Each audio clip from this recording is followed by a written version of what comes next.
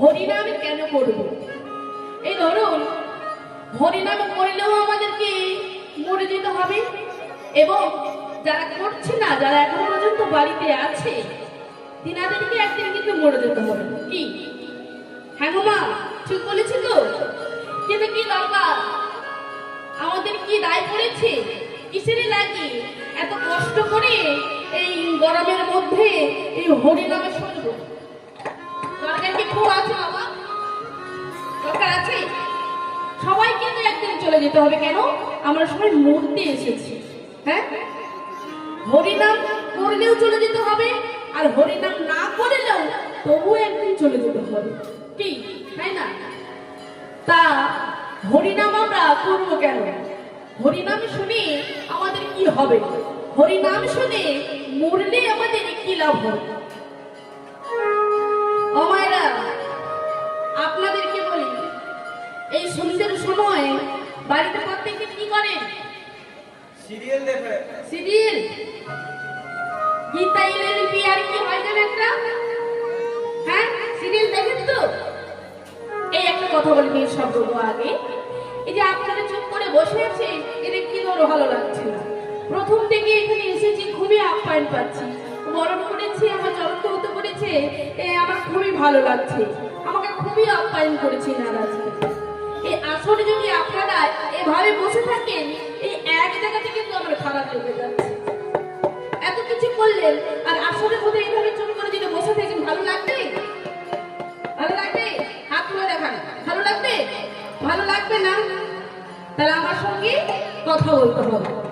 তো বাড়িতে যে প্রত্যেকদিন সিরিয়াল দেখবে, তাই না? তো আজকে সিরিয়াল ছেড়ে এই বাবারা আপনারা প্রত্যেকদিন হয়তো মনের মাথায় চা খেতে যান বা তাস খেলেন, যা ইচ্ছে করেন। কি সবাই তো নিজের ব্যস্ত থাকে, কেউ তো বাড়িতে মধ্যে বসে থাকেন না, সবাই ব্যস্ত থাকে। কিন্তু আজকে এই যে হরিনাম বাসন এসেছে, এই যে আপনারা হরিনাম শ্রবণ করছেন, আপনাদের কি হবে? কি হতে পারে? ওই যে হরিনাম শুনছেন, মামা, হরিনাম না করলেও আমাদেরকে একদিন মরে যেতে হবে, আর হরিনাম না করলেও একদিন আমাদেরকে মারা যেতে হবে। কিন্তু মাগো, হরিনামে করে আমরা যদি মারা যেতে পারি, তবে আমাদের কি লাভ হবে? হরিনাম করে যদি আমরা মারা যেতে পারি, হরিনাম করতে করতে যদি আমরা মারা যেতে পারি, তবে আমাদের কি হবে? তাই মাগো, তারই উদাহরণ একটা বলছি, শুনুন। আপনারা সবাই বিড়াল দেখেছেন তো? বিড়াল, ও মায়েরা, বিড়াল দেখেন না? দেখেছেন তো? তবে মাগো, একটা মা বিড়াল যখন বাচ্চাদের কথায় দেয় বলুন তো, একেবারে খাটের উপরে বাচ্চা দেয় না? খাটের উপরে কি গো মা? এই দেখেছেন, গোপন জায়গায় দেয়, যাতে সেখানে না কেউ যায়, কেউ যেন দেখতে পায়, তাই তো? এবারে দেখুন, ওই মা বিড়াল যখন এক জায়গায় থেকে আরেক জায়গায় বাচ্চাগুলোকে নিয়ে যায়, কি করে নিয়ে যায় মায়েরা? হাতে তোলে, এক জায়গায় থেকে আরেক জায়গায় রেখে দেয়। হ্যাঁ, কামড় দিয়ে নিয়ে যায় ঘাড়ে ধরে। আচ্ছা মা, আচ্ছা বাবা, ওই বিড়ালকে কখনো ইঁদুর ধরতে দেখেছে? কি করে নিয়ে যায়? একেবারে ঘাড়ে ধরে ধরে নিয়ে যায়। তবে আপনারা বিচার করুন বাবা, তাহলে বাচ্চাগুলোকে নিয়ে যাওয়া আর ইঁদুরটাকে নিয়ে যাওয়া, দুটো নিয়ে যাওয়া কি সমান হলো? দুটো নিয়ে যাওয়া কি সমান হলো? হলো না। কেন? বাচ্চাগুলোকে যখনই নিয়ে যায়, আলতো করে ধরে, আস্তে করে ধরে এক জায়গায় থেকে আরেক জায়গায় রেখে দেয়, যেন না বাচ্চাগুলো চোট পেয়ে যায়। কিন্তু একটা ইঁদুরকে যখন ধরে নিয়ে যায়, কি করে ধরে? একেবারে জমে ধরা ধরে টানতে টানতে নিয়ে যায়। মহাজন এখানে কি বোঝালো বাবা? এই কথার সার কথা হলো কি, যে যেন হরিনাম বাসরে আসে, যে যেন হরিনাম শোনে, যে যেন হরিনাম শুনতে শুনতে দুঃখটার নয়ন জল সারি করে আমার গৌরী চরণে দিতে পারে, তাদের যখন অন্তিম সময় আসবে, ওই মা বিড়াল যেমন আলতো করে বাচ্চাগুলোকে ধরেছিল, তেমনি ঠিক আমাদেরকে শেষের দিনে, আমাদের দিনের শেষে আমাদের দয়াল হরি আলতো করে ধরে আমাদেরকে নিয়ে যাবে স্বর্গধামে। আমাদেরকে আলতো করে ধরে স্বর্গধামে নিয়ে যাবে। কিন্তু যে জন্য হরি নাম বাসরে আসেনি, যে জন্য হরি নাম বাসরে এসে ভগবানের নাম কখনো শ্রবণ করেনি, তাদের কি হবে? তারা যখন মারা যাবে তাদের কি অবস্থা হবে জানেন? তাহলে বলছি শুনুন, ওই বিড়াল যেমন ইঁদুরটাকে ধরেছিল শক্ত করে, তেমনি তাদের অন্তিম সময়ে ওই জমদূতেরা শক্ত করে ধরে টানতে টানতে হয়ে যাবে কোথায়? জমালয়। জমালয় নিয়ে যাবে।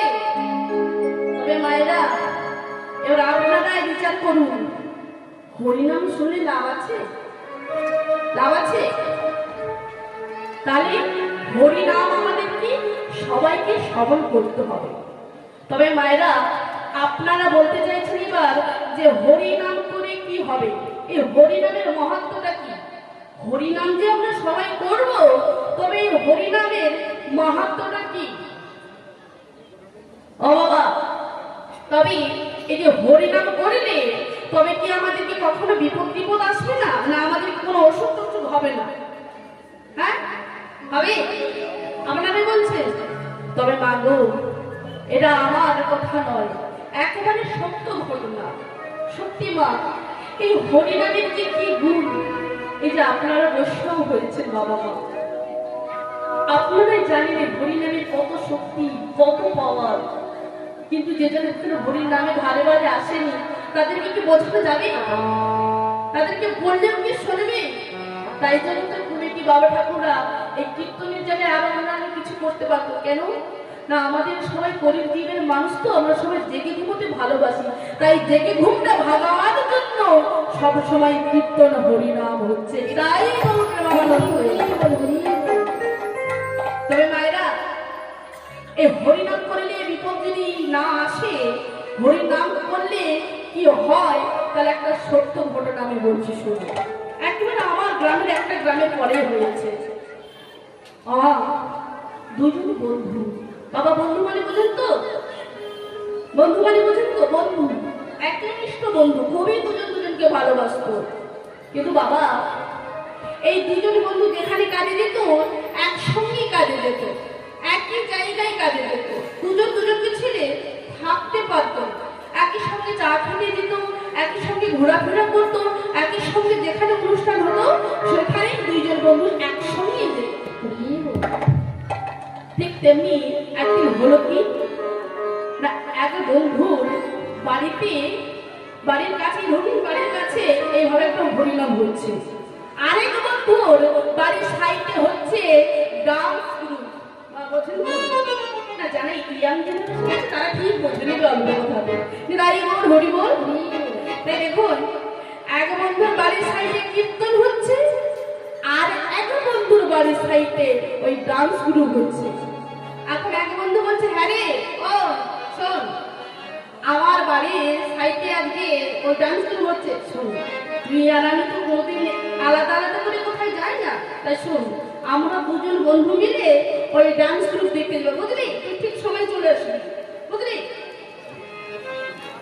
সঙ্গে সঙ্গে আরেক বন্ধু বলে, হাই রে, আমি আজকে তোর সঙ্গে যেতে পারবো না। কেন জানিস? আমার গ্রামে আজকে হরিনাম হচ্ছে। হ্যাঁ রে, সবসময় তো ওইগুলো শুনি, তো আজকে চল, আজকে ওই শুনতে হবে না, আমার গ্রামের সাহিত্যে কীর্তন হচ্ছে, চল আমরা দুজন মিলে একবারে কীর্তন শুনতে যাবো। সঙ্গে সঙ্গে বন্ধু বলে, হ্যাঁ রে, বাবা, এই অল্প বয়সে তুই কীর্তন শুনবি? আরে কীর্তনে কি আছে, কি রকম কীর্তন শুনে কোনো লাভ নেই। শোন শোন, আমাদের অল্প বয়স, এই বয়সে কীর্তন দেখা শুনে দেখুন। আমার কথা যদি না আপনাদের বিষয়, এই জায়গাটায় আজকে তাকিয়ে দেখুন তো, কটা ইয়ং জেনারেশন আছে? ইয়ং জেনারেশন আছে কেন না? ওদের এখনো সময় হয়নি। আপনাদের মতন সময় হলে তারপর হরিনাম করে, হরিনাম বাসরে আসে।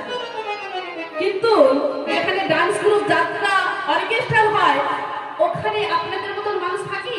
থাকে না, থাকে বেশি কে? ওই ইয়াং জেনারেশন যারা থাকে তারা ওখানেই বেশি যায়। নিতাই গৌর হরি বল হরি বল হরি। কিন্তু ওই বন্ধু বলল, হ্যাঁ রে, আমি তোর সঙ্গে এত ডান্স গ্রুপ দেখতে যাবো না, আমি আমার কীর্তন শুনতে যাবো। যা, আর তোর যদি ইচ্ছে হয় তুই তাহলে একাই চলে যা, আমি যাবো না। আমা তাই এক বন্ধু চলে গেল কীর্তন শুনতে, আর এক বন্ধু চলে গেল ওই ডান্স গ্রুপ দেখতে। এবার ঘটনাটা কি বলুন দেখতে। এবার ঘটনাটা কি হয়েছে দেখুন, কতখানি বিপদ হয়ে গেল।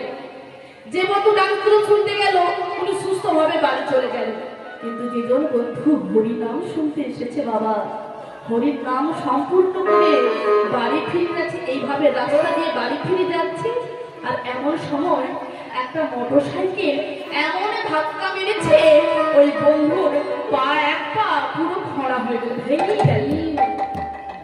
ভেঙে গেল, বন্ধুকে নার্সিংহোমে ভর্তি করেছে। আরে যেই বন্ধু অর্কেস্ট্রা শুনতে গিয়েছিল, ওই বন্ধুর অসুখের খবর পেয়ে তিনি তাড়াতাড়ি করে নার্সিংহোমে গিয়েছে। আর বন্ধুকে যে বলছে, কি রে, হ্যালো হ্যালো, তো ঠিক হয়েছে, আমি তোকে কত বারণ করেছিলাম তোকে কীর্তন শুনতে যেতে হবে না, তুই চল আমার সঙ্গে ডান্স গ্রুপ দেখতে চল। এই দেখ, তুই যদি আমার সঙ্গে ডান্স গ্রুপ দেখতে যেতিস তবে তোর আর কি এই অবস্থাটা হতো? হতো না। কত আনন্দ হলো সেখানে, কত সুন্দর, কত নাচ গান হয়েছে, আর তুই ওই কীর্তন শুনতে গিয়েছিস। দেখ দেখ তোর আগে কি কি অবস্থা, দেখ তোর দুটো পাটাই ভেঙে গেল, কেউ কীর্তন শুনবো না, একটা তোর পায়ে ভেঙে গেল। যেই না বলেছে অমনি বন্ধুর মুখটা শুকনো হয়ে গেল। হাই রে, কীর্তন শুনতে গিয়েছিলাম বলে কি সত্যি তবে আমার এটা হয়েছে? না না, এক কাজ করি, আমি ওই জ্যোতিষীর কাছে যাব। বাবা জ্যোতিষী মানে বোঝেন তো, যারা জ্যোতিষী করে, যারা ভাগ্য পুষ্টি যারা গণনা করে হাত দেখে, তাদেরকে জ্যোতিষী বলা হয়। তাই বাবা ওই জ্যোতিষীর কাছে নিজের পুষ্টিটা নিয়ে গিয়ে ওই জ্যোতিষী কি করলো না, পুষ্টি বিচার করে অঙ্ক কষে দেখলো কি, যে বন্ধু কীর্তন শুনতে গিয়েছিল বাবা, ওই বন্ধুর ওই দিন মৃত্যু যোগ ছিল। কি ছিল?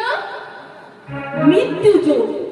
আর ওই মৃত্যু যোগ থেকে টলে গেল কেন, কি করে না, ওই বন্ধু হরি নাম বাসরে গিয়ে হরি নামে করেছিল বলে, দুহাত তুলে নিতাই গৌর আনন্দে বলেছিল বলে মৃত্যু যোগ থেকে টলে গেল।